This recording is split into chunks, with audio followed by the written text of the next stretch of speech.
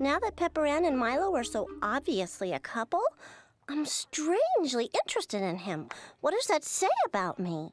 You're a homewrecker. I'm editing this hours before upload at 7 a.m. You know it's a Disney Channel Christmas vid, whatever. Juice and jam time. Phineas! What's going on here? It's summer and winter together. It's winter. Well, there's snow on the ground. There's sleigh bells all around.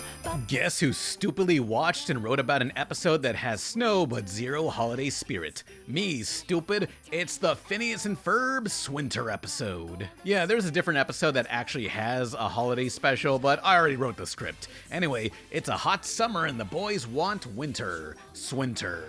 Hey, we already have Summerween on reserve here. For the season, their father pulls out his childhood snow cone machine. You had a snow cone machine as a kid? I didn't know, I was talking to Mr. Hollywood over here. Next, you're gonna tell me you had a refrigerator growing up. So this store-bought item gives the brothers an idea. Wow.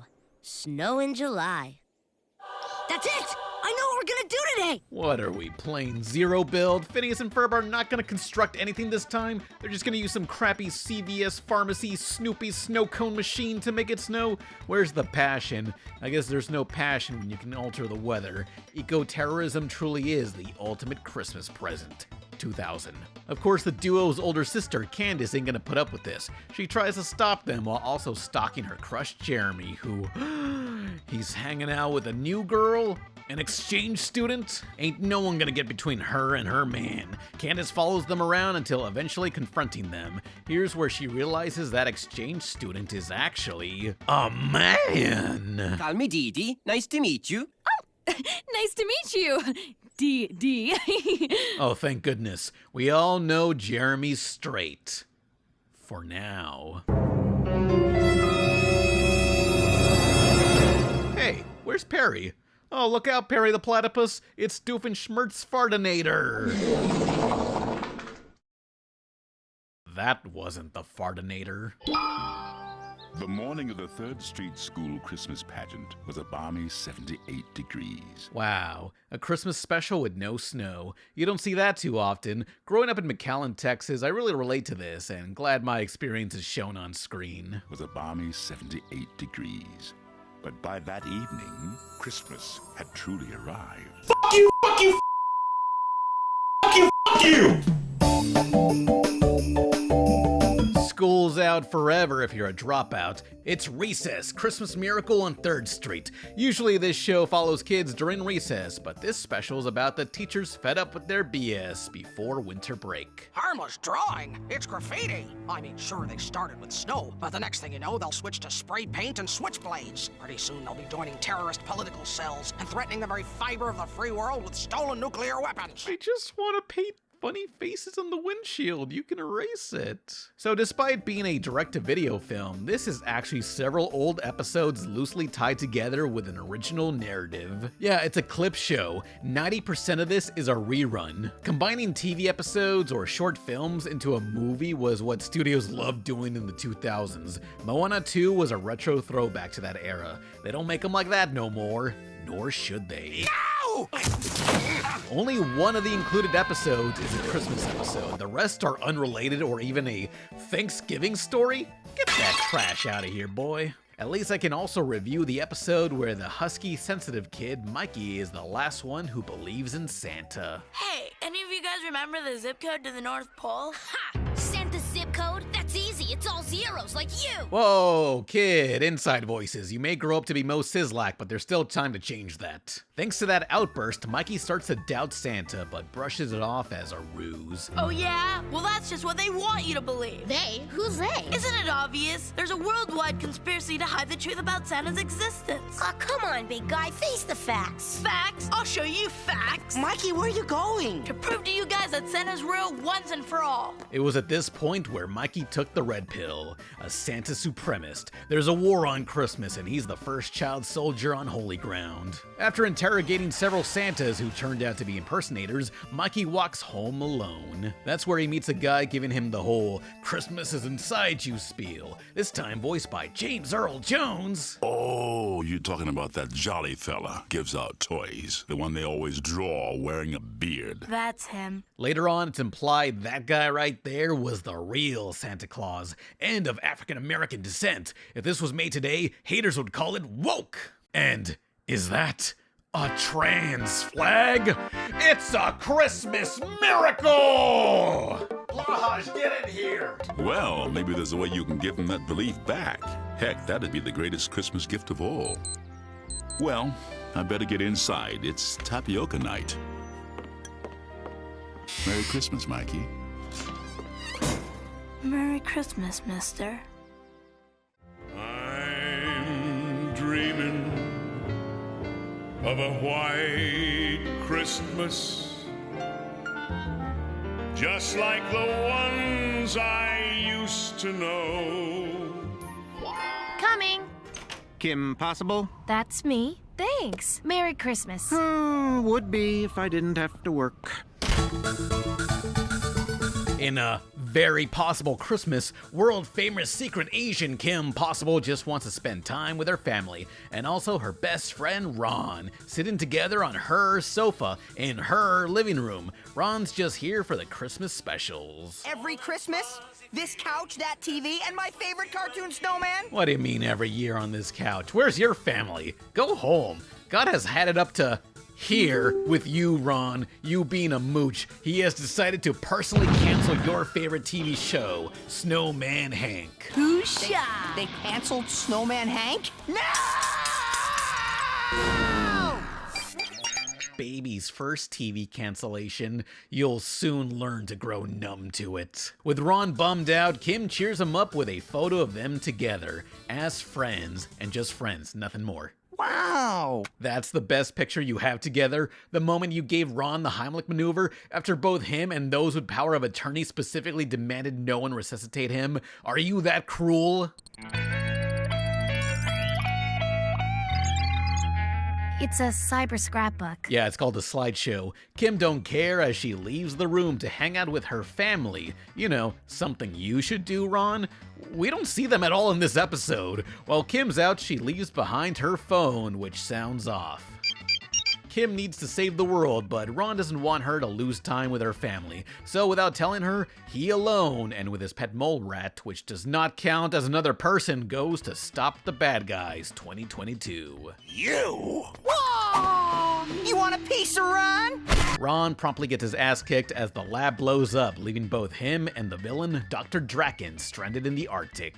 Finding an old Nokia, Draken calls for help, but his assistant is on vacation. Ron digs through the lab's trash and finds himself some half-eaten chicken. Draken's also hungry and wants that chicken, but Ron wants to trade it for the phone. No way. With Fappy Bird saved on the phone, Draken is not gonna lose out on that eBay auction. Name your price. Stoppable power. Glory. You know, with a phone call, you can have multiple pieces of chicken. While they bicker, Ron and Drac realize they're both fans of Snowman Hank, the TV special that ended. If they die, no one else in the world would carry on the legacy of Snowman Hank. Was the show that unpopular? Lost media carried on by two people on Earth. If we survive, the memory of Snowman Hank will survive. For Snowman Hank! Snowman Hank. Oh, brother. Damn, wild. If my channel gets deleted and I die, which I won't, will anyone remember my videos? Of course they will. They're all bangers. Eventually, Kim, her family, and Draken's assistant find the two. They should be relaxing, but turns out Kim and her family prefer going outside and saving the world. Yeah, who needs a vacation? Working's fun. It's better to be working. Nice try, Disney. I ain't falling for that. For this one episode, both friends and enemies gather around the fireplace and, hey, wait. Why are you two standing under the mistletoe? I'm going to open a bag of freak on all of you. Sir, there are children present. They don their gay apparel and do Christmas stuff, and Snowman Hank shows up. The snowman is alive? Like, canonically? His kind are just allowed to walk the earth or use the same drinking fountain? Whatever, it's Christmas, they're all together, and yet Draken wasn't allowed in the group photo. Blue people go home.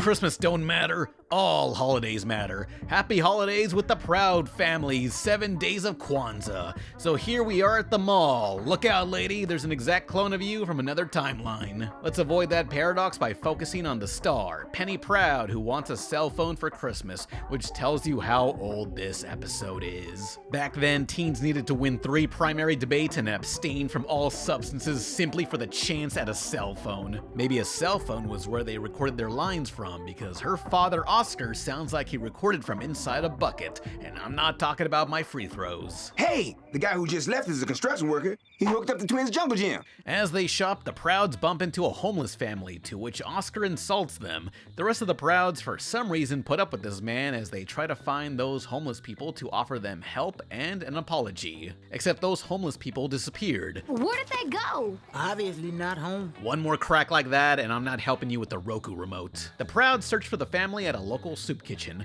Oscar sees the unfortunate and gives them money, only to take it back with a line of string. Sir, what is your problem? Bruh.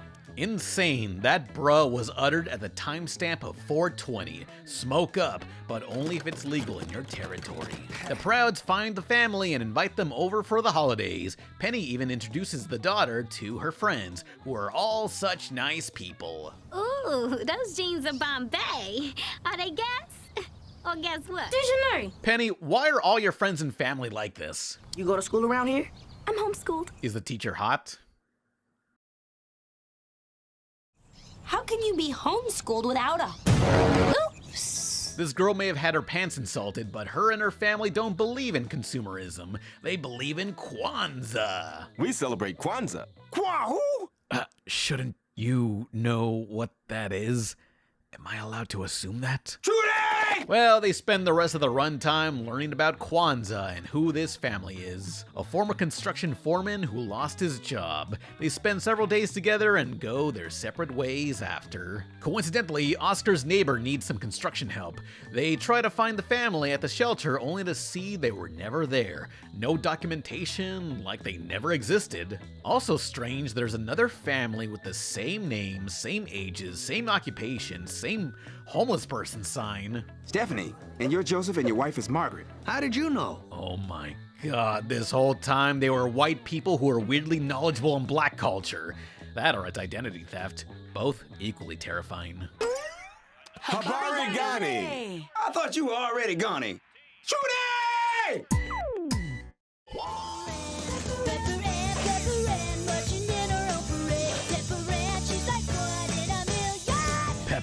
Pepper Ann, she wants to euthanize a man. Pepper is just a normal middle schooler in the episode A Kosher Christmas, where Pepper Ann explains to the whole class her winter traditions. It all started with Miss Stark's Celebrating Diversity holiday medley. Celebrating diversity? In my pre-2010s cartoon? At the auditorium? With Pepper's 2 friends who are all discussing winter break together, and for some reason the popular girl they never talked to was just there? She's not acknowledged until after their convo. When you're too shy to butt in, the world is your podcast. And look at that, peak goth guy fashion. For this episode, the main trio have their own winter plans. Milo was gonna see his dad stationed in Hawaii, though his mother canceled, said they needed to stay behind and sell muffins. Bro, what? Ugh, Nikki, I can't see a thing. Where are all your lamps? I donated them. The poor need light, too. As for Nikki, she's gonna help needy people, which that looks like a Twitter drawing everyone gets obsessed with. She's asking for donations and sees people dropping in her favorite chocolate. Too bad she has no money for that. Her mother also decides to donate some of Nikki's favorite books without telling her. Oops. Besides, I've read all those old Jane Austen and Emily Bronte novels a million times. Has the woman gone mad? So, this is her room? What kind of periodic table of elements is this? It's not even in the right shape. Where's my man beryllium? Typically in coal, oil, and volcanic dust. That's where. Meanwhile, at the soup kitchen, Nikki's burnt out. At least her delivery of muffins comes in, only to realize all muffins were donated without her consent. A donation has been made in your name to the Children's Hospital. A donation has been made in your name to the Old Mimes Home. A donation has been made in your name to Who Cares? How? Who did that? Girl, on an airplane, you put on your oxygen mask first before assisting others. As for the star of the show, Pepper Ann, her divorced parents are visiting each other while they each celebrate different holidays. For, I don't know, some reason, Pepper Ann thinks she has to choose only one to celebrate, Christmas or Kwanzaa. So she experiences both to figure out what's better and can pick one. Girl, are you stupid? Give me some sugar! Whoa, Grandpa! Yo, too much chocolate and we'll both suffer for it later! Okay, never mind. Hey, I got a question. At the school play of celebrating holidays, why is the white blonde girl dressed for Kwanzaa? This is the fourth white person celebrating Kwanzaa in this video. What's going on here? Harambe! Harambe! Harambe! So to figure out which holiday Pepper Ann should celebrate, she gets help from her many undiagnosed hallucinations, while also making a comparison list. Christmas is great and all, but does it have food? Snacks? Songs? I can't name a single Christmas song, can you? How about Jelt? Which is chocolate coins. Hey, you put that in there twice. This list is a sham. With no home video release, they thought no one would pause to read all those. Well, think again, bucko. The episode ends with Pepper Ann not being stupid and doing both holidays. The end.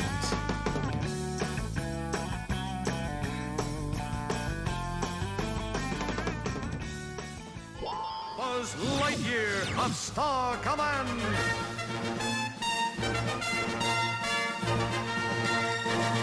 To virginity and be gone, thought it's Buzz Lightyear of Star Command. The beloved show Disney hid away, supposedly because Toy Story co-creator John Lasseter hated Disney's TV animation. But there's no good source on that, though I believe it, I don't care. Here in space, it's holiday time, hence the episode title. It doesn't matter if your galaxy's away, all aliens like me are aware of the birth of Jesus Christ. Buzz and his crewmates are at the mall, though his robot friend XR has to deal with this kid assuming he's a toy.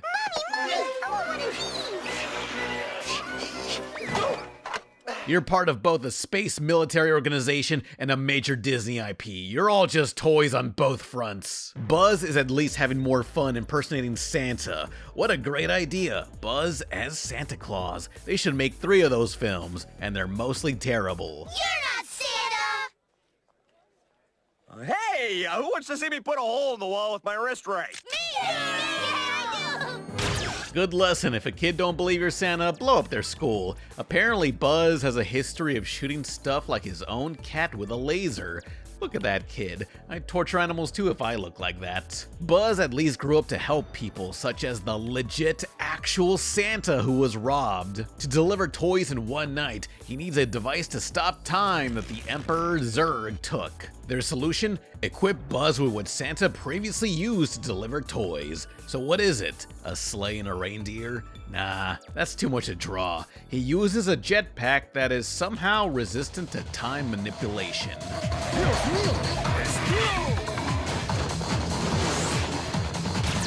I'm sending you home for the holidays. Go for it, Rocket Boy. Why did they go so hard on this? You got all these rotating camera shots and techno trance and a neon cyberpunk steady?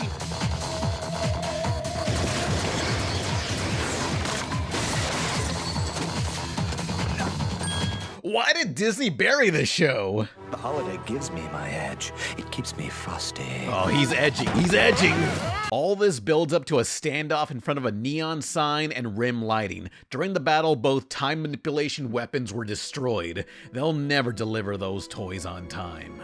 Unless they bring out Santa's original sleigh. No reindeer though, they already animated that action scene, they're not gonna draw reindeer, okay? I love this special so much. On top of the action, they balance it out with the genuine holiday whimsy. It's got it all. Let's move, people! We got us a holiday to save.